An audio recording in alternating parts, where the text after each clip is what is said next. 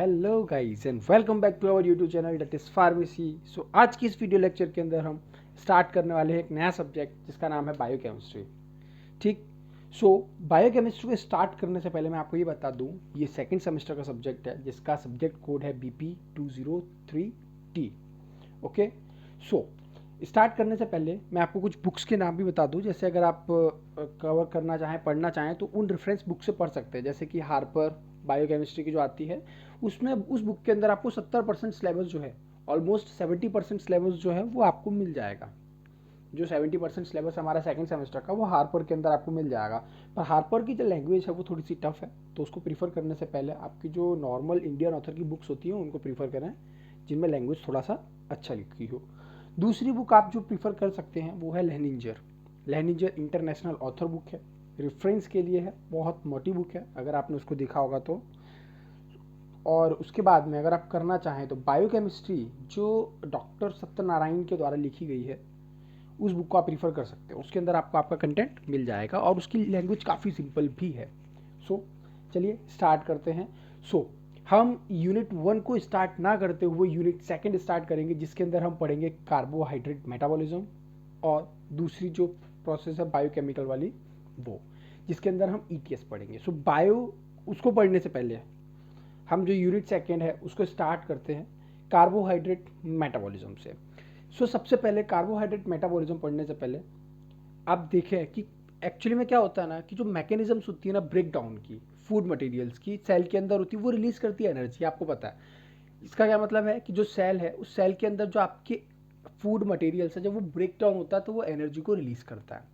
और वो एनर्जी जो रिलीज हो रही है ना, एक्चुअली में उसको उसकी उस एनर्जी को ट्रैप करते हैं, उस एनर्जी को पकड़ते हैं और उसको बाद में एटीपी के फॉर्म में सिंथेसाइज करते हैं, और इस प्रोसेस को बोलते हैं हम cellular respiration. So, the mechanism of breakdown of food material within the cell to release energy and the trapping of this energy for synthesis of ATP is called cellular respiration. The complete combustion of glucose, which produce carbon dioxide and water as end product, yield energy, most of which is given out as heat.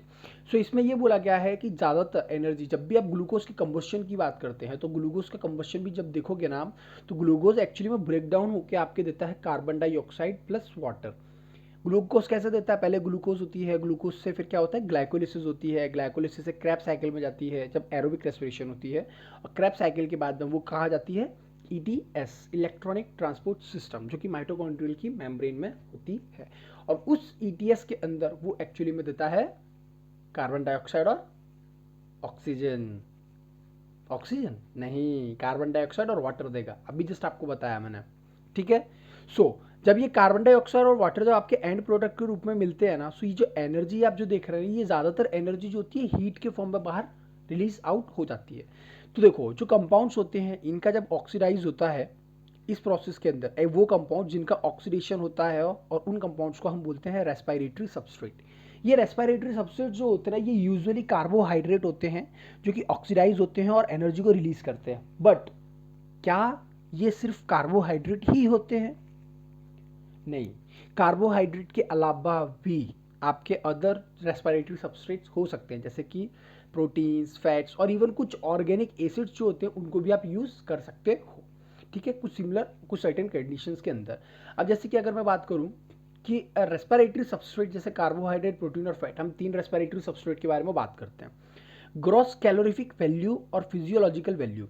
Gross calorific value का मतलब है कि carbohydrate को theoretically, या फिर हम बोले कि कार्बोहाइड्रेट का जो मतलब जो 1 ग्राम है उसको बर्न करने पे कितनी कैलोरी वो देता है, वो कहलाती है फिजियोलॉजिकल। एक्चुअली जो जितनी दे रहा है उसको जितनी देना चाहिए थी वो होती है उसकी ग्रॉस कैलोरीफिक वैल्यू, और जितनी देता है एक्चुअल में उसको बोलते हैं फिजियोलॉजिकल वैल्यू।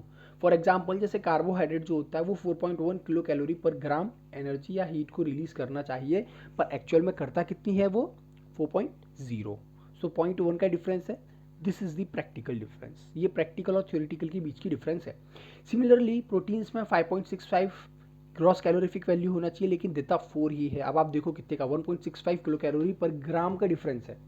ठीक, इसके बाद में अगर फैट की बात करें तो फैट 9.45 किलो कैलोरी पर ग्राम देता है और 9 कैलोरी वो देता है एक्चुअली में, और 9.45 किलो कैलोरी पर ग्राम उसको देना चाहिए, उसकी ग्रॉस कैलोरीफिक वैल्यू है।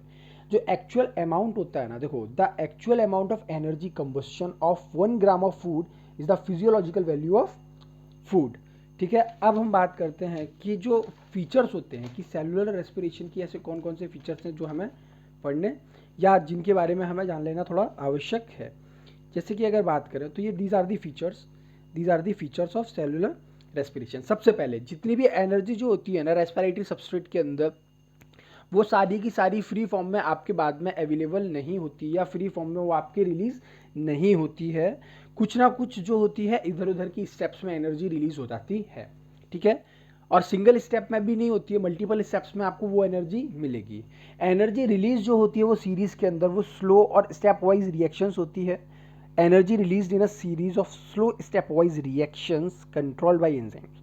अब देखो क्या होता है कि कुछ आपके एनर्जी है, जैसे मान लीजिए आपकी कोई सीरीज है, आप ऐसा बोल दीजिए जैसे कि ए है, ए सबस्ट्रेट है, ए सबस्ट्रेट से जब आपका बी सबस्ट्रेट बन रहा है तो यहाँ पे कोई एंजाइम अगर लगा होगा ना, तो वो आपकी जो एनर्जी रिलीज जो हो रही है ना, उस एनर्जी रिलीज को वो क्या करेगा, कंट्रोल करके रखेगा कि इसकी एनर्जी हमको इतनी ही रिलीज करवानी है।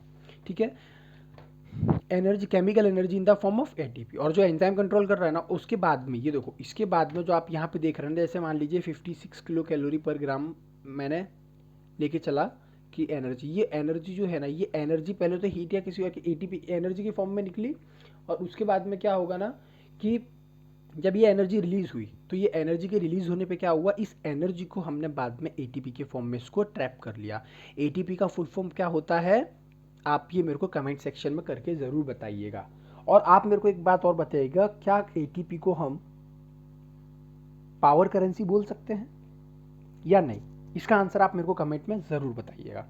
ओके, सो अब हम देखते हैं कि सेलुलर रेस्पिरेशन को हम एम्फीबोलिक प्रोसेस भी बोलते हैं। उसका रीज़न क्या है, ये जो कार्बन स्केलेटन होता है ना, कार्बन स्केलेटन का मतलब होता है आप जितनी भी इंटरमीडिएटेड रिएक्शंस देखते हैं, जैसे कि ए है, ए से बी बना, बी से आपके सी बना, सी से डी बना, इसके बीच में ये जो आप कंपाउंड्स देख रहे हैं ना, ये इनिशियल प्रोडक्ट, ये फाइनल प्रोडक्ट, तो ये तो हो गया रिएक्टेंट और ये हो गया प्रोडक्ट। लेकिन ये बीच का जो इंटरमीडिएट देख रहे हैं ना आप, these are the carbon skeleton, और इंटरमीडिएट्स होते हैं रेस्पिरेशन के बीच में। ये प्रोड्यूस जो इंटरमीडिएट जो कार्बन स्केलेटन है ना, ये एक्चुअली में प्रोड्यूस होते हैं रेस्पिरेशन के दौरान, और इनको बाद में हम प्रिकर्सर के रूप में यूज़ करते हैं सिंथेसाइज करने के लिए किसी दूसरे मॉलिक्यूल्स को सेल के अंदर। ठीक है, इसलिए हम इसको एम्फीबोलिक प्रोसेस बोलते हैं। सेलुलर रेस्पिरेशन को हम एक्सर्गोनिक प्रोसेस क्यों बोलते हैं, एक्सर्गोनिक प्रोसेस बोलते हैं, पर क्यों बोलते हैं, उसका रीज़न ये है कि जैसे आप देखोगे ना, फॉर एग्जाम्पल मान के चलिए, जैसे मैंने लिया ईथीन। ठीक है, ये ये आपके क्या है, हाइड्रोकार्बन है, हाइड्रोकार्बन। अब ये जो आप बॉन्ड देख रहे हैं, ये बॉन्ड जो है ना, ये किसी ना किसी एनर्जी से जुड़े हुए हैं। जब भी ये बॉन्ड ब्रेक होंगे ना, जैसे मान लीजिए ये बॉन्ड ब्रेक हुआ है ना, ये 3 बॉन्ड तो बने हैं, लेकिन ये एक हाइड्रोजन वाला बॉन्ड ब्रेक हो गया, तो इस बॉन्ड को ब्रेक होने के बाद में जो एनर्जी रिलीज हुई, वो एनर्जी रिलीज हो रही है, और इसीलिए एनर्जी जो हो रही है ना, वो एक्सर्गोनिक प्रोसेस होती है। ठीक, एनर्जी रिलीज हो रही है, इसलिए हम इसको क्या बोल रहे हैं, एक्सर्गोनिक प्रोसेस। सेलुलर रेस्पिरेशन को हम डाउन हिल प्रोसेस भी बोलते हैं। इसका रीजन ये है क्योंकि ऑक्सीजन जो होता है ना, इसके अंदर इलेक्ट्रॉन एक्सेप्टर के रूप में काम करता है, वो भी स्ट्रॉन्ग। रीजन एक्चुअली में क्या है कि आप जब रेस्पिरेशन की बात करते हैं, रेस्पिरेशन की जब आप बात करते हैं तो रेस्पिरेशन एक्चुअल में कितने प्रकार की होती है वो भी हम देखेंगे। ठीक है, लेकिन उसके साथ में एक और बता दूं, जैसे एरोबिक होती है, एक होती है एरोबिक और एक होती है एनएरोबिक।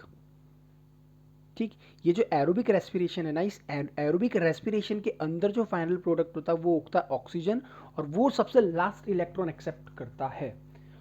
ठीक, तो सबसे लास्ट में अपने क्या निकलती है, इलेक्ट्रॉन। जब आप ईटीएस साइकिल देखेंगे ना, तो उसके अंदर ऑक्सीजन जो होता है वो सबसे लास्ट में रिलीज होता है।